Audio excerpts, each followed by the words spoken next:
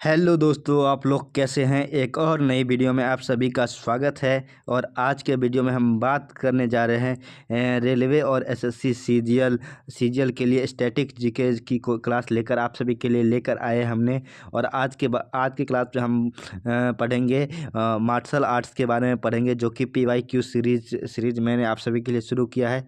इससे बाहर आपको कुछ पढ़ना नहीं पड़ेगा, जो कि आप इसमें आप चाहे रेलवे एनटीपीसी का एनटीपीसी का एग्ज़ाम दे रहे हो या एसएससी सीजीएल का दे रहे हो, सीजीएल का एग्ज़ाम्स दे रहे हो, किसी भी एग्ज़ाम दे रहे हो आप एसएससी का, तो आपको यहाँ से क्वेश्चन बनेगा ही। अगर मार्शल आर्ट से क्वेश्चन पूछता है तो यहाँ से बनेगा ही बनेगा। तो ये मैंने जो क्लास लेकर आया आप सभी के लिए स्टैटिक जीके, तो इससे क्वेश्चन बनेगा। इसके लिए आपके इस क्लास ज़रूर अटेंड कीजिए।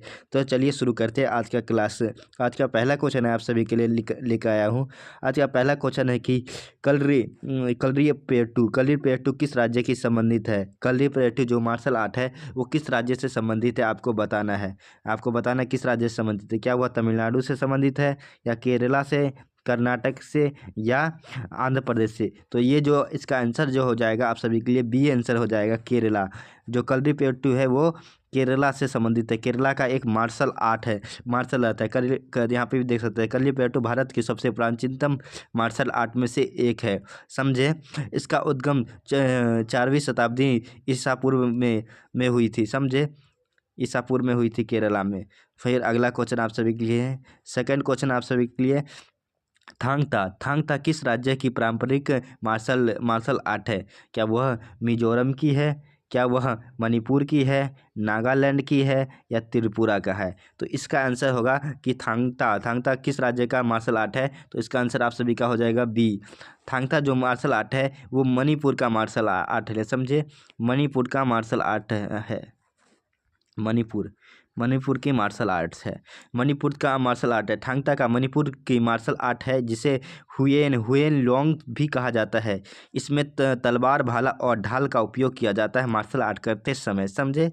फिर अगला क्वेश्चन आप सभी का, अगला क्वेश्चन जो तीसरा क्वेश्चन मैं आप सभी के लेकर आया हूँ, गतका किस राज्य में प्रचलित मार्शल आर्ट है। क्या गतका पंजाब का मार्शल आर्ट है, हरियाणा का है, या उत्तर प्रदेश का, या राजस्थान का है। तो इसका आंसर आप सभी का हो जाएगा, इसका आंसर आप सभी का ए हो जाएगा, ए। पंजाब का जो गतका जो मार्शल आर्ट है वो पंजाब का है मार्शल आर्ट, समझे। पंजाब का मार्शल आर्ट को गतका मार्शल आर्ट कहते हैं, समझे। गटका सिख गुरु द्वारा शुरू की गई एक मार्शल आर्ट है, जिसमें किरपाल, तलवार और भाले जैसे हथियारों का उपयोग किया जाता है मार्शल आर्ट करने समय, समझे। जो गुरु नानक जी थे उन्होंने शुरू किया, और वही एक वॉरियर की तरफ माने जाते हैं, वॉरियर गुरु माने जाते हैं, क्योंकि उन्होंने अपनी मुगलों से सुरक्षा करने के लिए, अपने धर्म की सुरक्षा करने के लिए उन्होंने इस मार्शल आर्ट का इजाद किया था, समझे। फिर अगला क्वेश्चन आप सभी के लिए, सभी के लिए सिलबम का उल्लेख किस साहित्य में किया गया है। सिलबम है, उसका उल्लेख किस साहित्य में किया गया है, जो कि सिलबम भी एक मार्शल आर्ट है। सिलबम एक मार्शल आर्ट है, तो उसका किस साहित्य में किया गया है। क्या वह रामायण में किया गया है, क्या वह महाभारत में किया गया है, या शिलपथी क्रम में किया गया है, या संगम साहित्य में किया गया है। तो इसका आंसर आप सभी का हो जाएगा सी। इसका आंसर आप सभी का सी हो जाएगा। जो इसका सिलम्बम है, इसका जो सबसे पहले उपयोग किया गया था, जो साहित्य में उपयोग किया गया है, वो साहित्य का नाम है आप सभी के लिए सिलम्पम है। सिलम्पथिकरम इसका साहित्य का नाम है, समझे। सिलम्बम तमिलनाडु का मार्शल आर्ट है। आप देख सकते हैं सिलम्बम कहाँ का मार्शल आर्ट है, तमिलनाडु का मार्शल आर्ट है। इसका उल्लेख तमिल साहित्य मलपथिकरम में किया गया है। इसका जो उपयोग किया गया है मलपथिकरम में किया गया है। फिर अगला क्वेश्चन आप सभी के लिए, अगला क्वेश्चन है थोड़ा मार्शल आर्ट किस राज्य से लोकप्रिय है। थोड़ा मार्शल आर्ट किस राज्य से प्रचलित है। क्या वह पंजाब से है, क्या वह हिमाचल से है, क्या वह उत्तराखंड से है, या जम्मू कश्मीर से। तो इसका आंसर आप सभी के लिए बी हो जाएगा, इसका आंसर बी हो जाएगा। जो ये थोड़ा मार्शल आर्ट है, ये अधिकतर जो ट्राइब करती है, वो करती है हिमाचल प्रदेश की ट्राइब, समझे। हिमाचल प्रदेश हिमाचल प्रदेश की ट्राइब है वो करती है थोड़ा थोड़ा मार्शल आर्ट, थोड़ा मार्शल आर्ट करती है, समझे। तो इसका आंसर आप सभी का हो जाएगा, आंसर बी हो जाएगा, समझे। थोड़ा थोड़ा का एक खेल और सांस्कृतिक मार्शल आर्ट है। इसे हर साल वैसाखी में के दौरान आयोजित किया जाता है, समझे। जो कि आप जानते हैं हिमाचल प्रदेश में जो ट्राइब है वो करती है। फिर अगला क्वेश्चन है चबी गडगा किस राज्य से संबंधित है। चबी गडगा किस राज्य से मार्शल आर्ट संबंधित है, आपको बताना है। क्या वह मणिपुर से संबंधित है, असम से संबंधित है, अरुणाचल प्रदेश से संबंधित है, या नागालैंड से। जो ये कहाँ से संबंधित है आपको बताना है। तो इसका आंसर जो होगा चबी गडगा जो मार्शल आर्ट है ये संबंधित आप सभी का है, आप सभी का ए आंसर होना चाहिए इसका। मणिपुर से है, संबंधित है इसका, मणिपुर से यह संबंधित है। चबी गडगा मणिपुर की प्राचीनतम मार्शल आर्ट है, क्योंकि यह मणिपुर की जो ट्राइब है, जो नागा ट्राइब्स है वो, और नागा और हेती ट्राइब है, ये लोग अधिकतर इस को मनाते हैं, समझे। इसमें तलवार और ढाल का उपयोग अधिकतर किया जाता है इस मार्शल आर्ट को करते समय, जिसमें नरम और चमड़े से बदला लिया जाता है, समझे। नरम और चबले से बदल दिया जाता है। फिर अगला क्वेश्चन है मलकंब को किस राज्य का राज्य खेल घोषित किया गया है। मलकंब का अर्थ है कि जो कुश्ती हुआ करते थे, मलखंब जानते ही होंगे आप सब। उसका किस राज्य का खेल से संबंधित है। क्या वह महाराष्ट्र से संबंधित है, या मध्य प्रदेश से, या उत्तर प्रदेश से, या राजस्थान से। मलखंब जैसे कि आप सब जानते ही हो कि महाभारत में भीम ने किया था मलखंब, उसी मलखंब की बात की। तो इसका आंसर आप सभी का, इसका आंसर बी हो जाएगा। मध्य प्रदेश के खेल से संबंधित है। मध्य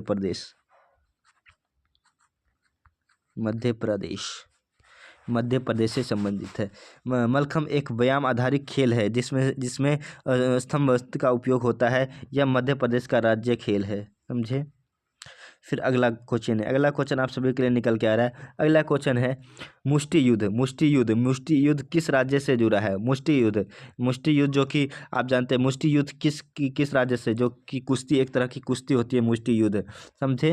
वो किस राज्य से संबंधित है। क्या वह बिहार से संबंधित है, उत्तर प्रदेश से संबंधित है, महाराष्ट्र या तमिलनाडु से। तो इसका आंसर सीधा आप सभी का हो जाएगा, बी आंसर हो जाएगा। ये उत्तर प्रदेश से संबंधित है, इसका आंसर बी हो जाएगा। ये उत्तर प्रदेश से संबंधित है। उत्तर प्रदेश का एक राष्ट्रीय भी खेल है, समझे। उत्तर प्रदेश, समझे। मुष्टि युद्ध प्राचीन वाराणसी की मार्शल आर्ट है। मार्शल आर्ट के रूप में भी जो मुष्टि युद्ध किया जाता था, मुष्टि युद्ध में भी मार्शल आर्ट का ही एक नाम दिया जाता है। इसमें बिना हथियारों के युद्ध होता है, जो सिर्फ कुश्ती की तरह ही हाथों से की जाती है, समझे। फिर अगला क्वेश्चन है कि कुट्टू वरिशाई का अर्थ क्या है। कुट्टू वरिशाई का अर्थ क्या है, इसमें बताना है आपको। तलवारों से अभ्यास करना, ये भी एक मार्शल आर्ट है। मार्शल आर्ट है जो कि दक्षिण भारत में की जाती है। कुट्टू वरिशाई जो मार्शल आर्ट है दक्षिण भारत में की जाती है। जो भारत की ये नक्शा है उसके दक्षिण भारत में की जाती है। सॉरी, एक मिनट, गलत मैप बन गया है, कोई नहीं, बाद में बना लेंगे। जो की जाती है, जो कि उत्तर भारत में की जाती है। क्या यह तलवार का अभ्यास से की जाती है।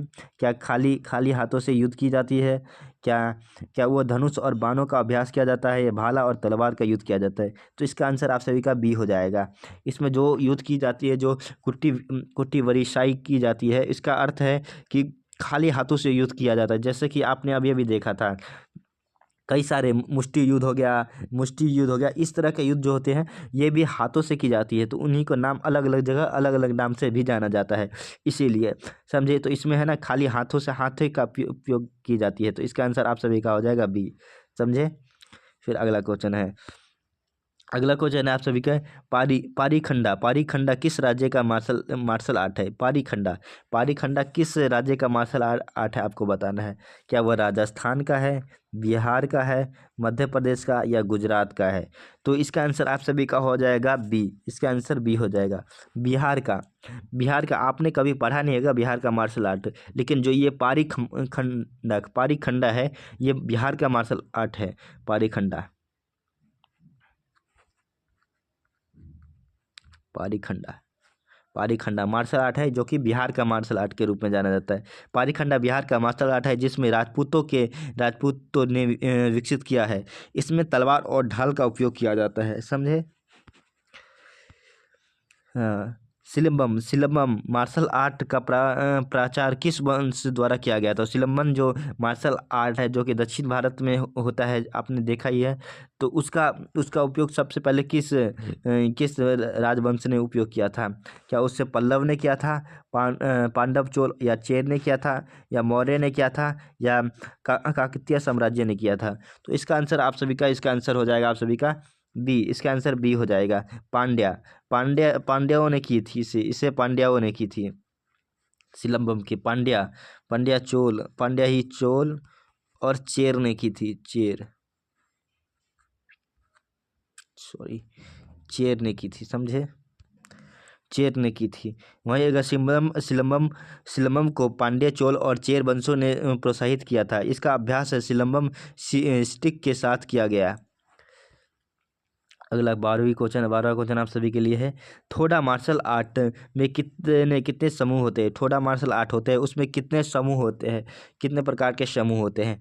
थोड़ा मार्शल आर्ट में क्या 100 प्रकार के समूह होते हैं, या 200, 500 या 1000? तो इसका आंसर आप सभी का हो जाएगा सी हो जाएगा, 500 प्रकार के मार्शल आर्ट में समूह होते हैं, समझे। थोड़ा में 2 समूह होते हैं जिसमें प्रत्येक में 500 के प्रत्येक में 500 का आर्ट्स होते हैं, जिसमें थोड़ा और कोरबा के वंशों से जुड़ा होता है। ये जो लड़ाकू वंश थे पांडवा और कौरवा, 1 मिनट में बताता हूँ का पांडवा कौरव। रामायण आपने देखा होगा, यहाँ बताते हैं। रामायण आपने देखा होगा। रामायण में दो युद्ध हुआ था, एक पांडव में, एक कौरव में होता है। कौरवा मतलब कौरवा यहाँ कौरव से है। उन दोनों में युद्ध हुआ था। तो इन दोनों का ही रिलेटेड है कि दोनों ने एक साथ जो युद्ध किया था उसी से संबंधित ये है कि 2 समूह में लड़ाई किया गया था। समूह प्रत्येक 500 का समूह से लड़ाई की गया था। तो यहाँ पे पांडव जीती थी और कौरव हारी थी, समझे, वही है। फिर अगला क्वेश्चन आप सभी के हैं। कलिपट्टू में महिलाओं द्वारा युद्ध कौशल में महारथी कौन थी? कलिपट्टू जो केरला की है, जो मार्शल आर्ट है, आप सब जानते ही है।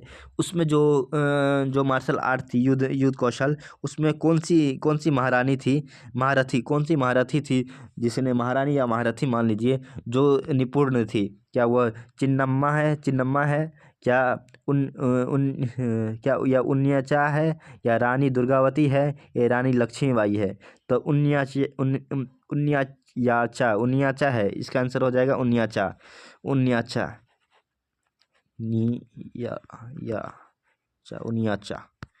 उन्याचा है इसका। ये जो युद्ध कौशल में निपुण नहीं थी महिला, वो थे उन्याचा, समझे। उन्याचा ने कलिपट्टू का अभ्यास कई युद्ध जीते। कलिपट्टू से कई युद्धों को जीता। वह इस काल की प्रमुख महिला योद्धा में एक थी, समझे। फिर अगला क्वेश्चन है। मर्दानी खेल किस राज्य से प्रसिद्ध खेल है? मर्दानी खेल किस राज्य का है? क्या वह उत्तर प्रदेश से है, महाराष्ट्र से है, मध्य प्रदेश से है, या राजस्थान से? तो इसका आंसर आप सभी का हो जाएगा बी, महाराष्ट्र से है।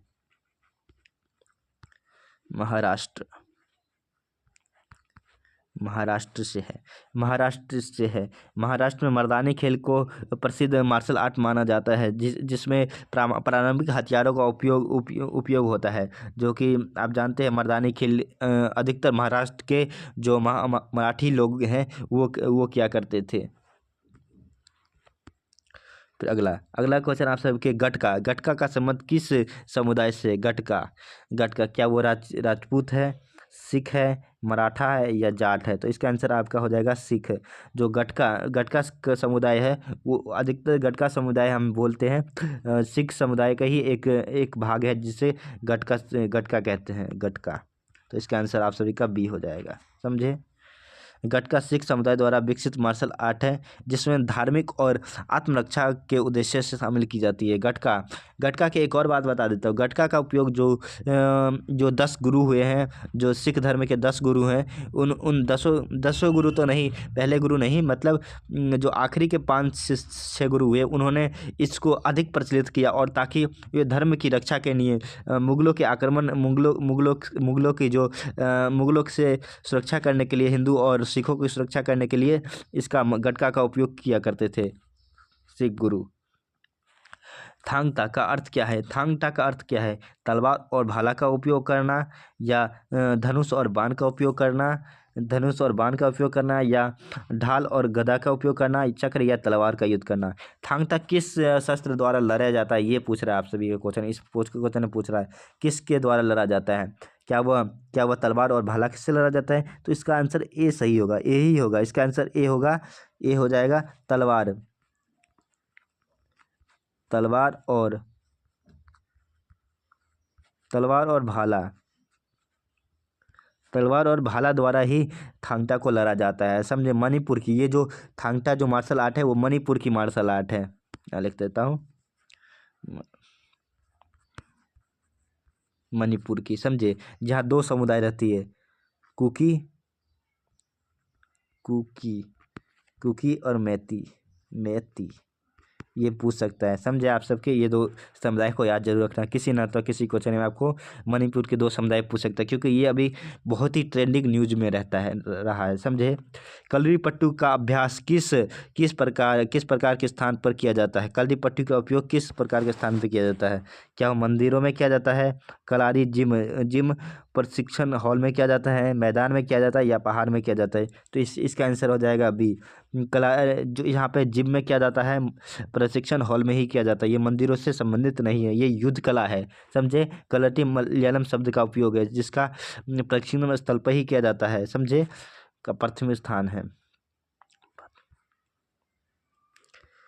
अगला क्वेश्चन आपका है सिलंबम मार्शल आर्ट के प्रमुख हथियार कौन से हैं? सिलंबम में कौन सा मार्शल आर्ट का उपयोग किया जाता है?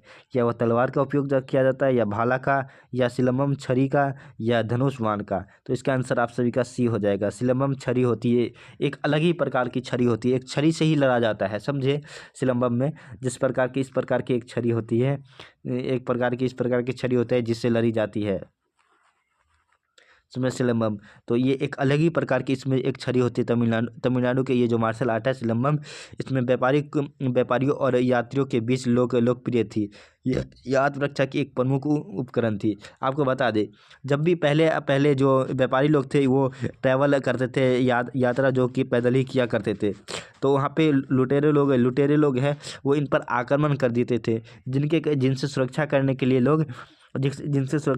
लोग ये सिलंबम आर्ट्स का उपयोग करते थे अपने बचाव के लिए और अपने धन की बचाव के लिए, समझे।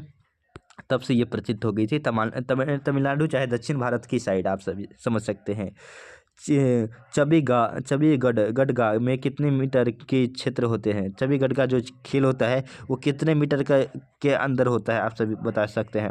क्या वो मीटर का क्षेत्र 5 मीटर का होता है, 7 मीटर का होता है, 10 मीटर का होता है, 15 मीटर का होता है? तो इसका आंसर आप सभी का बी हो जाएगा, 7 मीटर का होता है,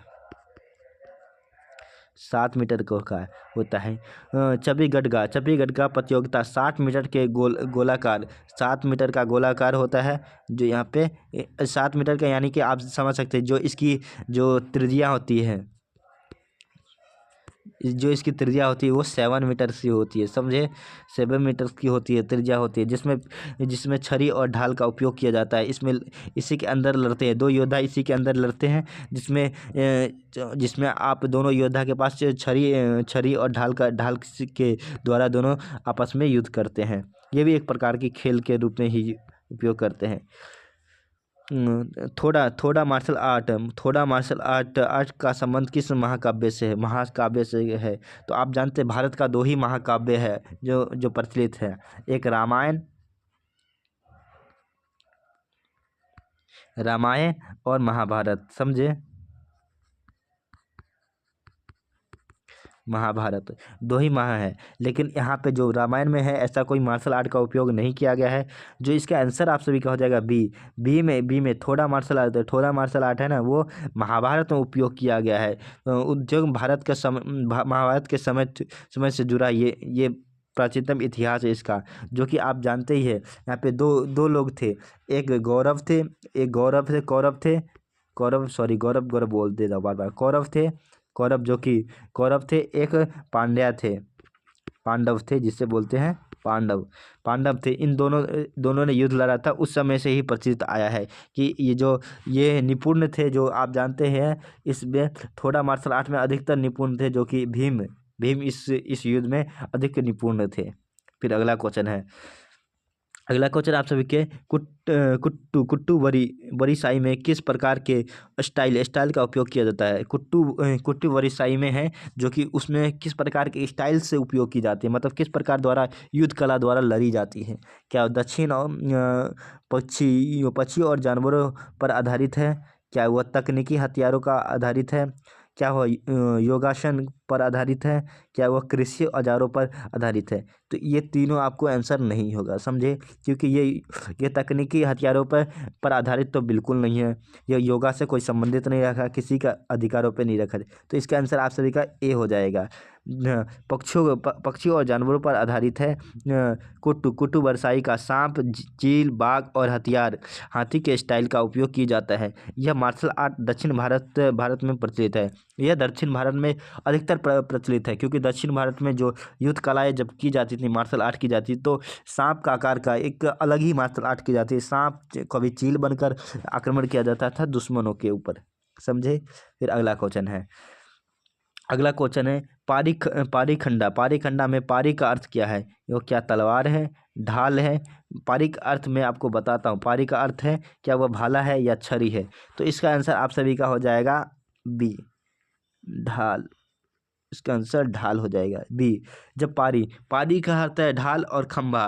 पारी का मतलब अपने ऊपर जो आक्रमण हो रहा है उसको रोकने के लिए पारी खंडा का उपयोग किया, पारी खंडा के नाम से जाना जाता है। जब भी आप पे कोई आक्रमण कर रहा है तो उस तलवार को अपने ढाल के द्वारा रोकना, अपने शरीर पर लगने से रोकना, उसी के तर्ज पर इसका नाम रखा गया था पारी खंडा। रोक कर उस पर खंड करना। पारी का अर्थ है ढाल और खंडा का अर्थ है तलवार। यह मार्शल आर्ट का बिहार से संबंधित है, पारी खंडा, समझे, जो कि मार्शल आर्ट बिहार का संबंधित है।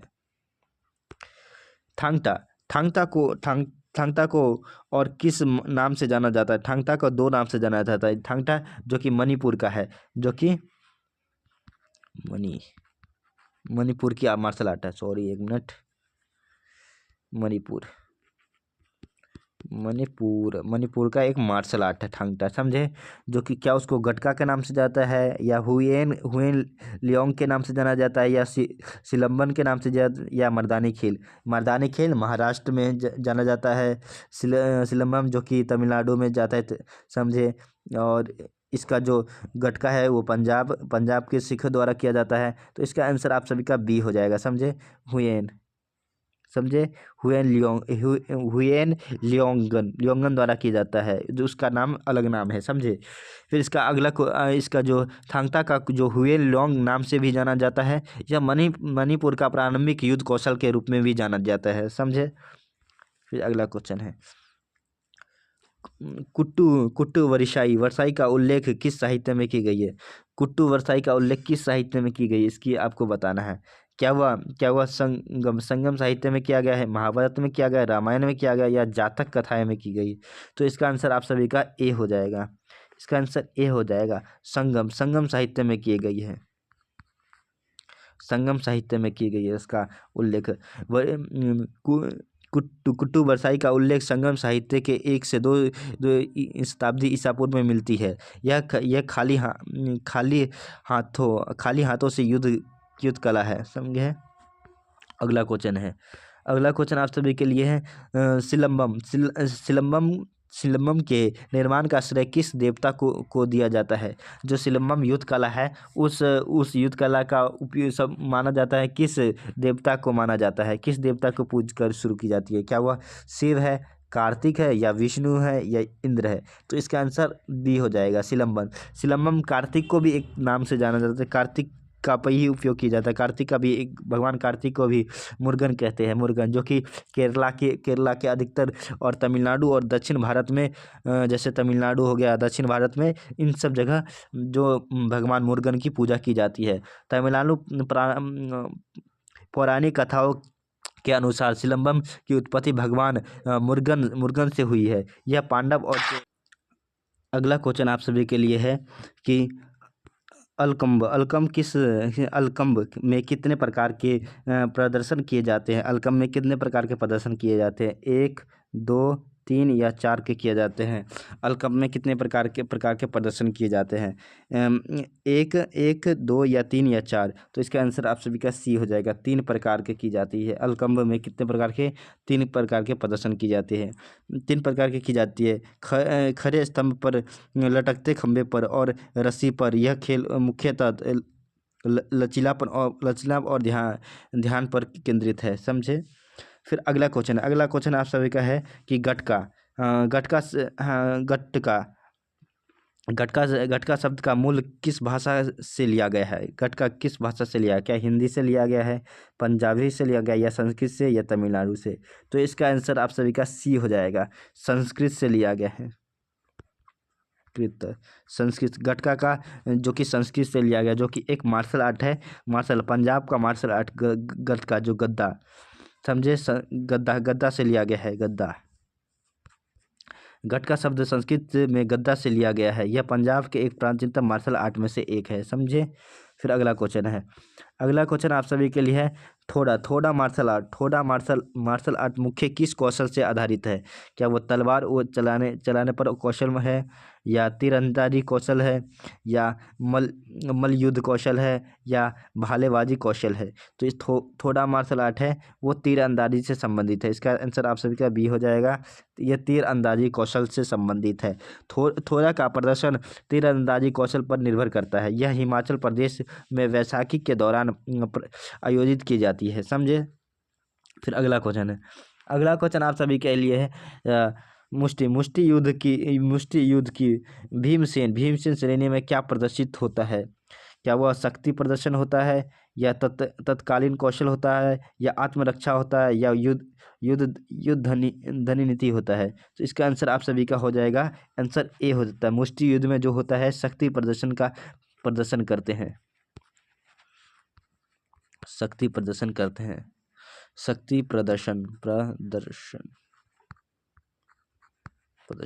हैं, समझे। भीमसेन श्रेणी में शारीरिक शक्ति का प्रदर्शन किया जाता है। यह मुष्टि युद्ध का प्रमुख भाग है, समझे। फिर